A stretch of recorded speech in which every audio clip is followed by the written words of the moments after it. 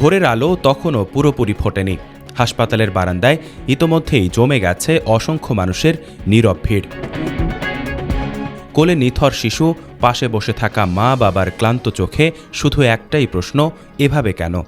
যে হাসি একসময় ঘর ভরিয়ে রাখার কথা ছিল, সেই শিশুটির নিস্তব্ধ দেহ এখন ঘিরে ধরেছে পরিবারগুলোকে।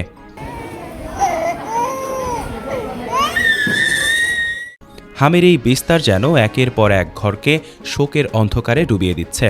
সারা দেশেই কমবেশি হামের রোগী থাকলেও ঢাকা, ময়মনসিংহ, রাজশাহী, পাবনা, চট্টগ্রাম, যশোর ও নাটোরে আক্রান্তের সংখ্যা বেশি বলে জানিয়েছেন সংশ্লিষ্টরা। রাজধানীর মহাখালীর সংক্রামক ব্যাধি হাসপাতালেও রোগীর চাপ বেড়েছে কয়েক গুণ। এখানে নারায়ণগঞ্জ, নরসিংদী, ভোলা ও পটুয়াখালীর মতো জেলা থেকেও রোগীরা এসে চিকিৎসা নিচ্ছেন। সংক্রামক ব্যাধি হাসপাতাল সহ বিভিন্ন সরকারি হাসপাতালে প্রতিদিনই ভর্তি হচ্ছে হামে আক্রান্ত শিশু। দেশের বিভিন্ন প্রান্ত থেকে আসা রোগীদের চাপ সামলাতে হিমশিম খেতে হচ্ছে চিকিৎসকদের। রাজশাহী পরিস্থিতি আরও উদ্বেগজনক। রাজশাহী মেডিকেল কলেজ হাসপাতালে গত 3 মাসে হাম ও নিউমোনিয়ায় আক্রান্ত হয়ে 63 শিশুর মৃত্যু হয়েছে। একই সময়ে চাঁপাইনবাবগঞ্জে হামে আক্রান্ত হয়ে আরও 4 শিশুর মৃত্যু হয়েছে। ইপিআই পরিচালক শাহরিয়াজ সাজ্জাদ জানিয়েছেন, সাধারণত প্রতি 4 বছর অন্তর একটি বিশেষ হামের টিকা ক্যাম্পেইন পরিচালিত হয়। সর্বশেষ ক্যাম্পেইন হয়েছিল 2020 সালে, কিন্তু 2024 সালে দেশের পরিস্থিতির কারণে সেই বিশেষ কর্মসূচি বাস্তবায়ন করা সম্ভব হয়নি। ফলে শিশুদের একটি বড় অংশ টিকার বাইরে থেকে গেছে। তিনি আরও জানান, গত বছর স্বাস্থ্য সহকারীদের ধর্মঘটের কারণে 3 বার নিয়মিত টিকাদান কর্মসূচি ব্যাহত হয়েছে। একই সঙ্গে ভিটামিন এ ও কৃমিনাশক খাওয়ানোর কর্মসূচি নিয়মিত না হওয়ায় শিশুদের পুষ্টি ও রোগ প্রতিরোধ ক্ষমতা কমে গেছে।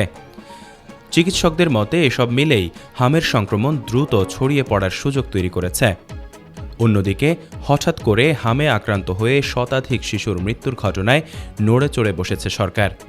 পরিস্থিতি পর্যালোচনায় মাঠে নামার নির্দেশ দিয়েছেন প্রধানমন্ত্রী তারেক রহমান। 2 মন্ত্রীকে সারা দেশ ঘুরে বাস্তব অবস্থা খতিয়ে দেখার দায়িত্ব দেওয়া হয়েছে। স্বাস্থ্য মন্ত্রণালয় জানিয়েছে, পরিস্থিতি মোকাবেলায় সব ধরনের প্রস্তুতি নেওয়া হচ্ছে। হাসপাতালগুলোর আইসিইউ ইউনিট প্রস্তুত রাখা হচ্ছে। বিভাগীয় হাসপাতালগুলোতেও প্রস্তুতি বাড়ানো হয়েছে। একই সঙ্গে হামসহ অন্যান্য টিকা কেনার জন্য 604 কোটি টাকা বরাদ্দ দেওয়া হয়েছে।